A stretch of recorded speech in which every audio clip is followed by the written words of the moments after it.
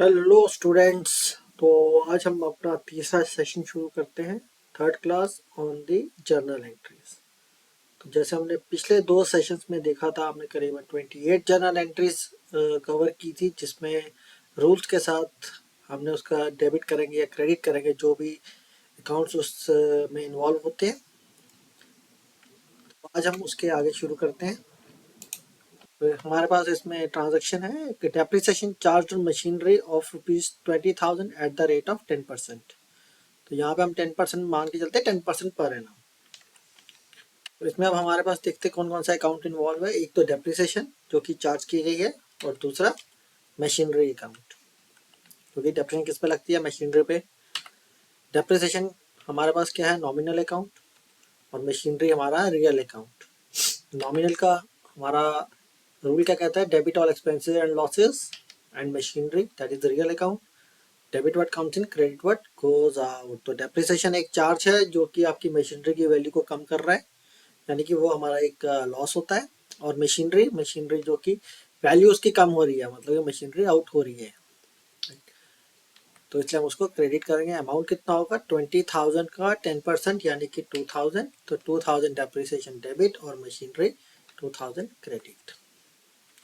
Now the next entry, goods worth ₹1,000 given as charity. अब इसमें दो चीजें आ गई हमारे पास। गुड्स यानी कि जो हमने परचेज किया हुआ है सामान for the purpose of sale, हमने उसको सेल ना करके हमने उसे एज ए चैरिटी, जैसे हम डोनेशन भी करते हैं, डोनेशन कह लें चैरिटी कह लें, उसमें हमने दे दिया है। तो इसके लिए अब हमारे पास दो कौन से अकाउंट्स हो गए, एक तो चैरिटी और दूसरा परचेजेस। परचेजेस क्यों लिया है, सेल्स क्यों नहीं लिया है? इसलिए नहीं लिया है सेल्स क्योंकि हमने किसी को बेचा नहीं है, इसके बदले हमें कोई पैसे नहीं मिलेंगे, राइट। तो ये हमने क्या किया है, जो बिजनेस है उसने चैरिटी में किसी ऑर्गेनाइजेशन को दे दिया, मान लीजिए। तो चैरिटी हमारे पास क्या हो गया, नॉमिनल अकाउंट, और परचेजेस हमारा रियल अकाउंट। नॉमिनल में debit all expenses and losses, क्योंकि चैरिटी खर्चा है हमारा, तो इसलिए हमने इसको डेबिट करेंगे। और क्रेडिट व्हाट गोज आउट, तो गुड्स जो है वो बिजनेस से आउट हुई हैं, इसलिए वो क्रेडिट होगी। तो अमाउंट हमारे पास आ गया 1,000। Cash withdrawn for personal use. अब पहले हमने देखा था goods withdrawn for personal use, right. आज हम देख रहे हैं cash withdrawn for personal use. तो दो कौन से अकाउंट्स हैं, ड्राइंग्स, राइट, क्योंकि ये प्रॉपराइटर है, वही अकाउंट को वही अपने बिजनेस से ही विड्रॉ कर रहा है पैसे अपने पर्सनल यूज के लिए। और दूसरा क्या विड्रॉ किया, कैश, तो दूसरा हमारे पास अकाउंट आ गया कैश। तो drawings is personal, cash is real. तो डेबिट द रिसीवर, यानी कि ड्राइंग्स अकाउंट यानी कि जो ओनर है, जो प्रॉपराइटर है, उसका अकाउंट, ड्राइंग्स का उसका अकाउंट है, और हमने उसको डेबिट किया क्योंकि ओनर जो प्रॉपराइटर है उसने इसको रिसीव किया है। और cash, credit what goes out, business से कैश आउट हुआ है, right, ₹2,000। Now next one, transfer money from State Bank of India to Punjab National Bank ₹10,000। अब इसमें हम ध्यान रखेंगे क्या हो रहा है, बिजनेस का जो है उस पे दो बैंक्स में उनका अकाउंट है, स्टेट बैंक में भी खोला हुआ है और पंजाब नेशनल बैंक में भी खोला हुआ है। अब इसमें हमारे पास कौन कौन सा अकाउंट इन्वॉल्व हुआ है, दोनों अकाउंट जो है वो दोनों बैंक अकाउंट है। देखिए, कैश हमने कहीं पे विड्रॉ नहीं किया, किसी एक बैंक से निकाल के हमने अपने पास नहीं रखा कैश, किसी एक बैंक से निकाल के किसी क्रेडिटर को हमने पैसे नहीं दिए या किसी और पर्सन को पैसे नहीं दिए। हमने क्या किया, अपने ही एक स्टेट बैंक में अकाउंट था, उस अकाउंट से हमने ट्रांसफ़र किया जो हमारा अकाउंट पंजाब नेशनल बैंक में था। तो इसमें अब हमारे पास क्या रहेगा, एक पंजाब नेशनल बैंक आ गया और एक स्टेट बैंक आ गया। तो दोनों बैंक अकाउंट, दोनों पर्सनल। तो इसमें रिसीव किसने किया है, पहले वो देखते हैं। Transfer money from State Bank to Punjab National Bank, तो पंजाब नेशनल बैंक को पैसा मिला है, तो डेबिट द रिसीवर, यानी कि पंजाब नेशनल बैंक डेबिट, और पैसा दिया किसने है, स्टेट बैंक से, तो स्टेट बैंक को क्रेडिट। कितना, 10,000, राइट। चलिए नेक्स्ट करते हैं, paid ₹2,000 for life insurance premium of the proprietor. अब जो ये एक्सपेंस है, ये बिजनेस का एक्सपेंस नहीं है, ये प्रॉपराइटर का अपना पर्सनल एक्सपेंस है।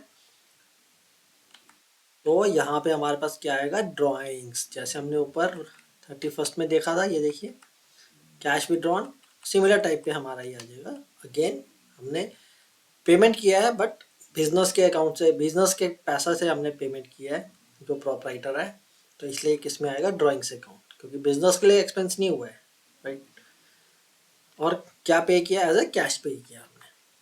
तो debit personal account, sorry, drawings is personal account and cash is real account. तो एक्चुअली में रिसीव किसने किया है, किया तो LIC ने है, लेकिन निकाला किसने बिजनेस से, प्रोपराइटर ने, तो इसलिए ड्राइंग्स इज डेबिट। और बिजनेस से क्या बाहर गया, कैश, तो हमने उसको क्रेडिट कर दिया। अब नेक्स्ट ट्रांजेक्शन है paid income tax by cheque ₹1000। अब अगेन जो इनकम टैक्स है वो पर्सनल लाइबिलिटी होती है, ठीक है, ये ध्यान रखिएगा कि इनकम टैक्स हमें यही लगता है कि बिजनेस किया और बिजनेस का खर्चा होता है, लेकिन नहीं, वो बिजनेस का एक्चुअली खर्चा नहीं होता, वो जो प्रोपराइटर है उसका अपना पर्सनल खर्चा होता है।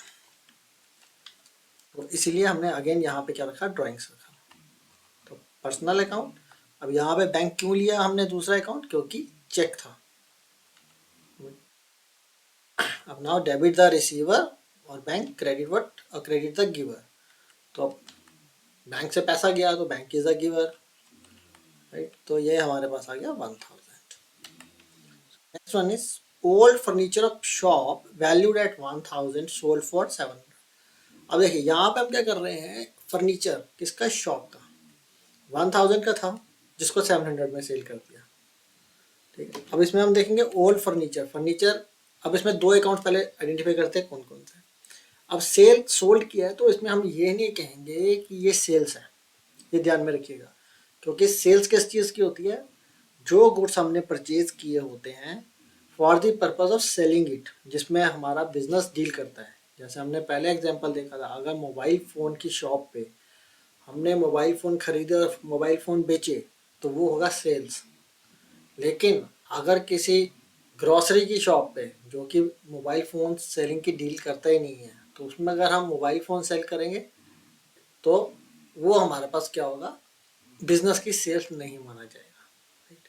सिमिलरली अगर ये हमारे पास फर्नीचर हमारी शॉप का है, तो ये वो फर्नीचर है जिसको हमने परचेज किया है अपनी शॉप के लिए, राइट। तो प्रोपराइटर ने अपनी शॉप के लिए परचेज किया, उसने वो फर्नीचर को सेल आउट कर दिया। तो हमारे पास यहाँ पे दो कौन से अकाउंट्स आ गए, एक तो आ जाएगा आपका कैश अकाउंट, राइट, एक आ जाएगा फर्नीचर अकाउंट।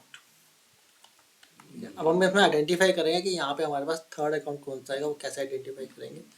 तो कितने का, कैश इज रियल और फर्नीचर इज रियल।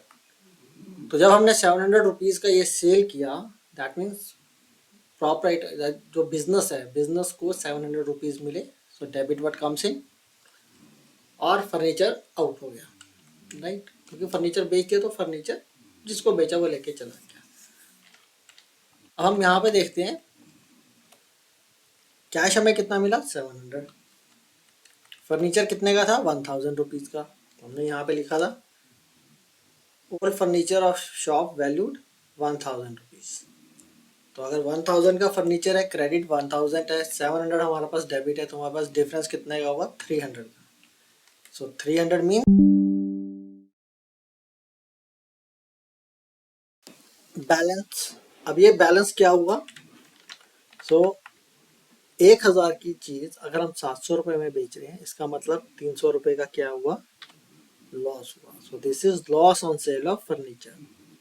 अब ये हमारे पास कौन सा है, nominal account, all expenses losses are nominal account. So debit all expenses and losses. अब क्योंकि 300 रुपीज़ का लॉस हुआ, इसलिए हमने क्या किया, loss on sale of furniture को डेबिट कर दिया, right.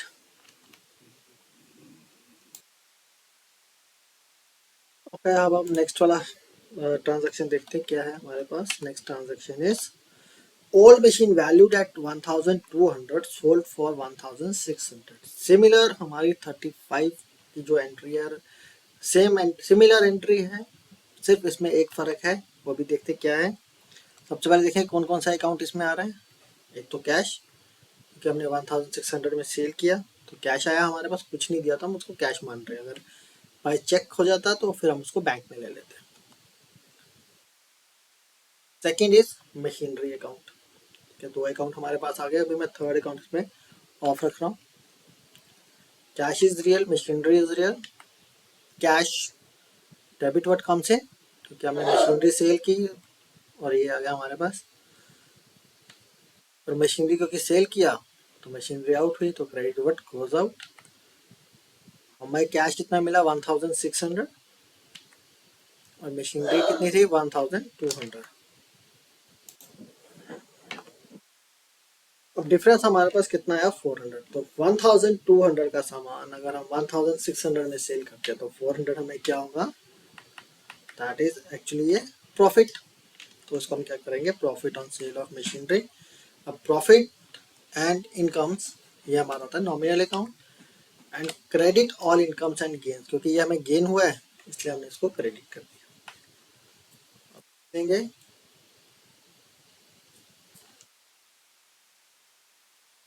Wages for the month of December amounting to 10,000 not paid.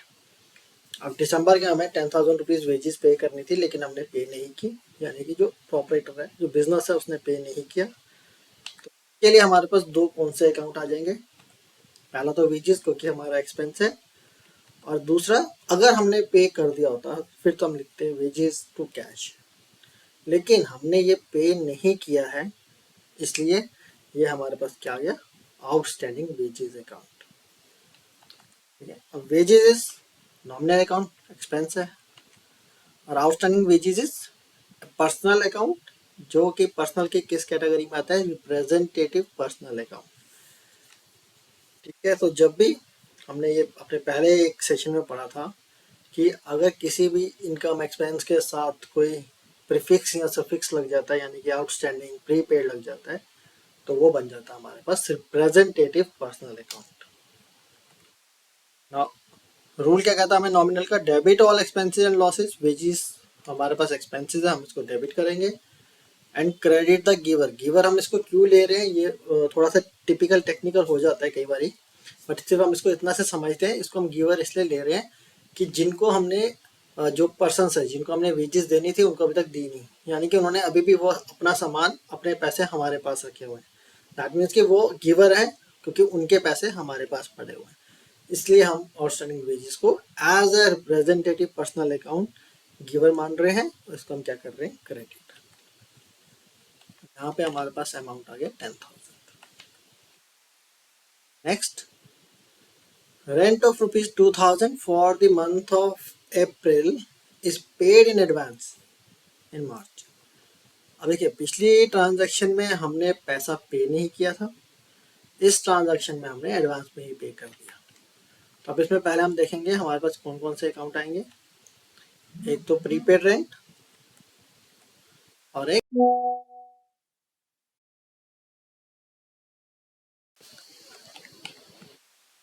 तो प्रीपेड रेंट जो है हमारे पास पर्सनल अकाउंट होगा, जैसे हमने आपको बताया था कि अगर कोई भी इनकम एक्सपेंस किसी को भी आगे हम प्री सफिक्स या प्रीफिक्स लग जाता है पहले या बाद में, जैसे कि आउटस्टैंडिंग या प्रीपेड, वो बन जाता है रिप्रेजेंटेटिव पर्सनल अकाउंट।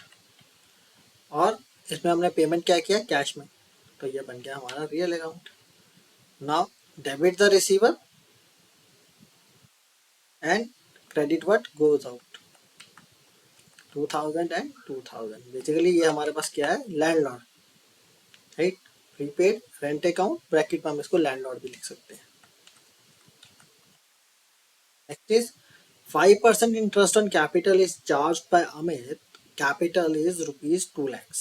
तो 2 लाख पे 5% इंटरेस्ट ऑन कैपिटल चार्ज किया है अमित ने, यानी कि प्रॉपराइटर ने बिजनेस से 5% इंटरेस्ट जो उसने कैपिटल दिया था उस पर 5% इंटरेस्ट लिया है, right.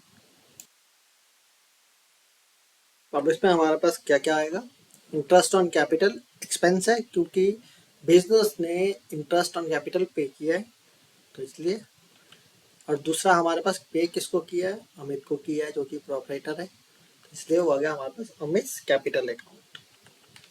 Now interest on capital क्योंकि एक्सपेंस है, दिस इज नॉमिनल अकाउंट, और कैपिटल अकाउंट है तो ये पर्सनल अकाउंट है। नॉमिनल का हमारा जो रूल है वो कहता है debit all expenses and losses and credit the giver. Now debit all expense and losses 10,000, and 10,000. Next one, rupees 2,000 interest on investment is accrued but not yet received. अब ये हमारे पास इनकम बन रही है बिजनेस की, कैसे? 2,000 रुपीज इंटरेस्ट ऑन इन्वेस्टमेंट। तो कोई किसी बैंक अकाउंट में, मान लीजिए बैंक अकाउंट में कंपनी ने, जो हमारी प्रोप्राइटरशिप है बिजनेस का, एक अमाउंट डिपॉजिटेड है एक फिक्स डिपॉजिट के रूप में, और उस पर कुछ इंटरेस्ट मिला जो कि 2,000 रुपीज़ का। अब ये 2,000 रुपीज़ क्या हो जाएगी? इनकम। अब ये हमारे पास क्या है? इनकम इज एक्रूड हुई है। नाउ सेकंड थिंग, पहली चीज़ है कि ये इंटरेस्ट जो है ये इनकम का है। दूसरा ये है कि ये एक्रू हुआ है लेकिन मिला नहीं है। एक्रू का मतलब कि हमें मिलना चाहिए बट अभी तक मिला नहीं है, ठीक है, that is accrued but not yet received. तो इसमें हमारे पास दो कौन से अकाउंट्स आ जाएंगे? Accrued interest receivable and interest on investment. Now this is personal and this is nominal. तो पर्सनल में अगर debit the receiver and credit all incomes and gains, right, क्योंकि हमें ये मिलना है पैसा, तो दिस इज इनकम, ये हमारा गेन है, तो गेन जो है वो क्या होगा? क्रेडिट हो जाएगा। नॉमिनल का जो हमारा रूल कहता है 2,000 and 2,000। And last one is goods worth stolen rupees 200, 200 रुपए के गुड्स चोरी हुए, समझे? तो अब इसमें कौन कौन से दो अकाउंट आएंगे? चोरी हुए इसका मतलब लॉस हुआ है, so loss of stock due to theft, ठीक है, ये एक अकाउंट आ गया। स्टॉक में मतलब जो गुड्स हमारे पास थी।